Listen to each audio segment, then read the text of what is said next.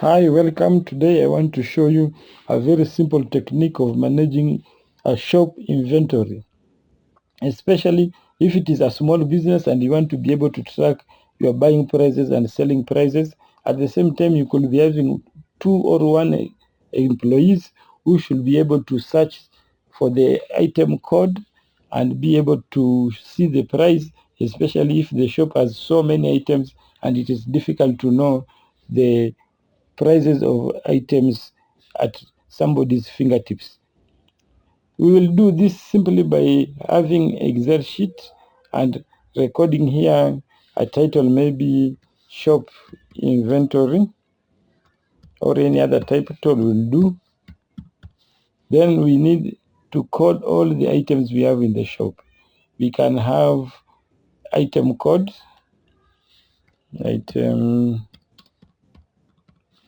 then we can also have description of that item so that we can distinguish different items in that shop. So description. Then I also need the buying price. It is very important to know it is at what cost we have received the item we are selling. The price can be in any currency. Then the next thing is we can also have here the selling price. But before selling price, what is the profit estimate? Okay, you need from that single product. So I can just have profit percentage here. Then from that profit percentage, we will be able to calculate the selling price of the product we are selling, depending on the market rate as well. So proper research must be done before coming up with that profit percentage. So my selling price will be given now by looking at the profit, estimated profit. Okay, so for example here in my shop here, I want to do a couple of things. I want only to record like 5 items for demonstration purpose, but in real shop you'll have a lot of items, and that is the reason why we have to code them. If you don't code them, even employees will be confused and sell other products at a loss without knowing. So let me maintain a very simple code of 1001 as my code, 1002 like that. Then I will just select these two and have it automatically recorded like that. So in my shop, I have like a bottle of soda,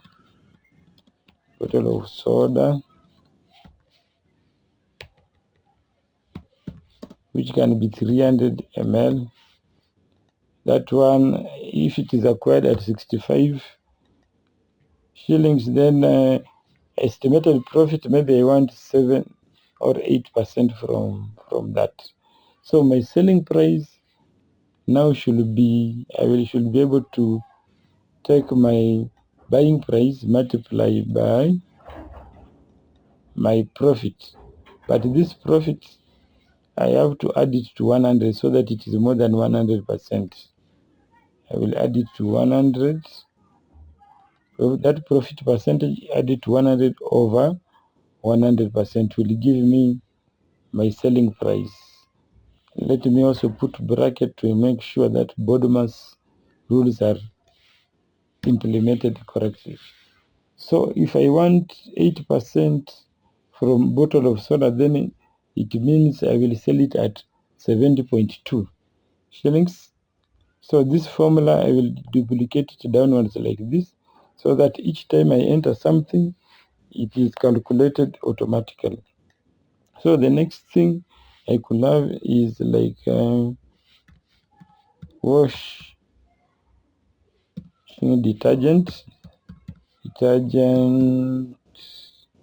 think it is written like that. Washing detergent, 50 grams, and this one could be like 75, and the profit I want from it could be 10%, and the other thing could be here, cooking oil, 5 liters, and this one could be 560, and I want 15% from it. And another one, can of drinking chocolate, that could be 100 grams, or it can be, I think it is measured in, it can be in grams, to 50 grams, and maybe this is 280, and I want 10% from it, so that is the suggested price. Then a box of biscuits, 200 grams, that is at 350, and maybe I want 12% from it, so I will be able to sell it at that price. And finally, maybe I want here a bottle of hand wash, 200 ml, at 185,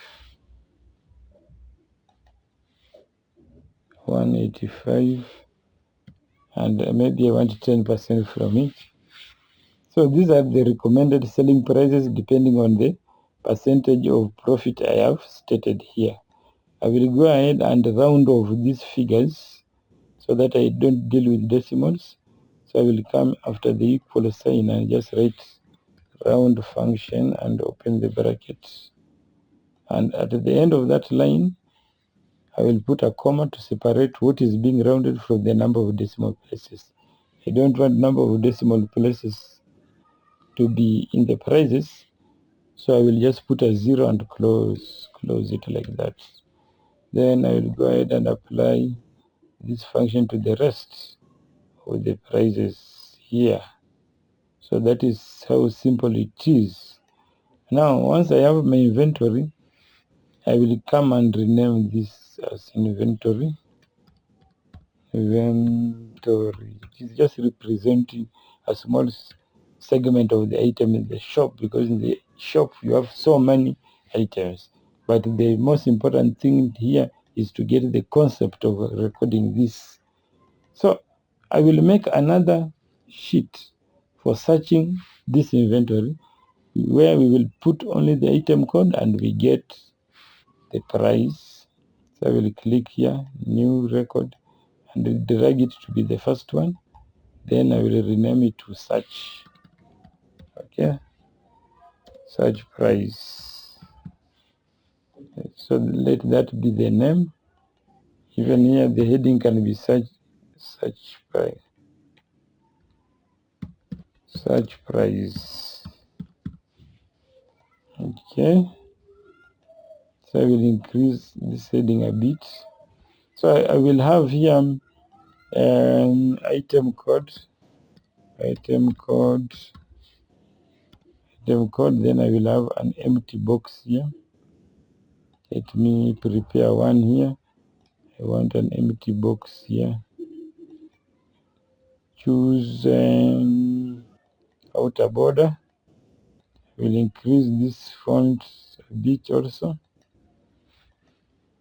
So this is size 12. Even here I can have 12. Then I will also copy this and paste it below here. I'm using the keyboard to copy, Ctrl C, Ctrl V. So here I will have description of the item. Then I also have copy this, paste it here, and this should be price. Okay, price, probably in shillings. Okay, so I will go ahead and I want a longer description here. So I will select all of those and say no border, then also apply now outer border like that, so that it is long. Then I will go ahead again and make sure there is good selection of the size of the row so that it looks beautiful. Then I will just select this segment and give it a background color. Let me give it like that color, and also that selection, give it outer border. Then I will go ahead and select the item code box and have white selected for its background. Then the rest, they will not be editable because I will lock them. So I want probably yellow color. Let me just give them a grayish color. Okay, just select the rest and give them grayish color. Even that one, grayish color. So this is where I will be searching my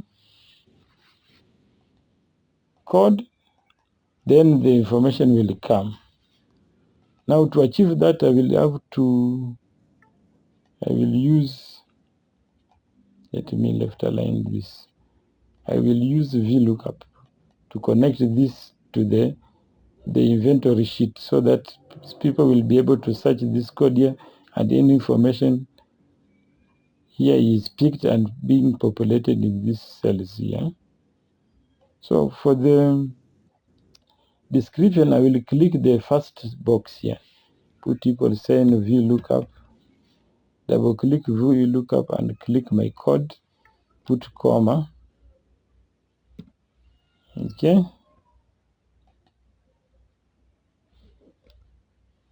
Then I will go to the inventory. After the comma, go to inventory and select the first code until the end of until the second column, because I want it to pick description. So I will go to the second column, which is column 2 of the selection, and select until the bottom item. Then I will go there and put the number of that column. It is column 2, which I want it to be returned for the result. Then I will put comma and say exact match by choosing false. So when I press enter, that information now will be populated automatically. If I search here 21002, pressing enter, you can see the description is changing to what is there in the inventory. If I put here 1004, pressing enter, it is also changing. I will do the same to price. VLOOKUP, double click the code and put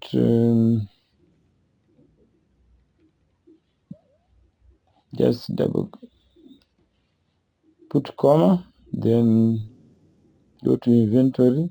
This time I want selling price, so I will do a selection from the first code to selling price, which is now in column 5 of the selection. Then I will go down to the last record and come here in the formula bar and type my 5 and put my exact match option and press enter. So finally, this is what we have can stretch these boxes to look nice always, anytime. And also we can as well make the content of the rest of this to be at the center. Yeah. So if I want item 1005, if the employee types 1005 and presses enter, the employee will be able to get the information. Now we want to protect this sheet so that only the owner of the shop will be able to edit it, but the employees will only be searching here for a price and pressing enter, they get the information, but they will not be able to change any information. To do that is very simple. Let us start with the inventory. Here, nobody should be able to change anything. So I will go ahead and click this box at the corner here to select all the cells. Then I will right click the selection and choose format cells. And make sure you choose protection and make sure it is checked. So it is locked. I will click OK. Then to make it now not editable, you have to go to review. Okay. Under review, we have what we call protect sheet. Click that and put a password here, like ABC. Let me use a simple password and another ABC, and click OK. Nice. So if I try to double click, you can see it is protected. I'm not able to edit. So if I give this to an employee as the owner of the shop, the employee will not be able to edit anything but to use this information the way it is. And I am the owner of the shop, and I am the only one who will be editing the sheet. Now, going to the next sheet. Here, I want the employee to be able only to edit here by searching, but the rest, he or she should not be able to do anything. So I will go ahead and click this, select all, and also go to format cells and make sure it is locked, protection is locked, and I click OK. Now I will go to the cell I want them to edit. Click it, right click it, and choose format cells, and this time I remove locked. So I uncheck lock property. Then I will click OK. So when I go to protect sheet, the one which I have unlocked will not be locked. Okay, so I will put the same password and also the same password and click OK. You can see now, if an employee double clicks this, he will not be able to edit anything on this sheet because they don't have the right to change prices in the shop. But here I can click and type 1003 and it is working. You see, so only this cell is working, the rest of the cells are not working or editable. So as the owner of the shop, once you prepare your records for pricing and other things, you just give your employee this sheet, and if they forget the prices, they can always search here and get the prices of the items without editing any information here. That is how simple it is to maintain pricing record for a small business. For bigger business, they can invest in expensive computer systems, but for smaller businesses, a simple skill like this can help much to bring technology into how people do business. Thank you for participating and watching this video. If you are new, welcome, and you can also consider subscribing so that in future when I post new video, you'll be notified. And also, if you are a continuing subscriber, thanks a lot for your support. You can like, you can put a thumbs up. You are always welcome to my channel. See you next time. Bye bye.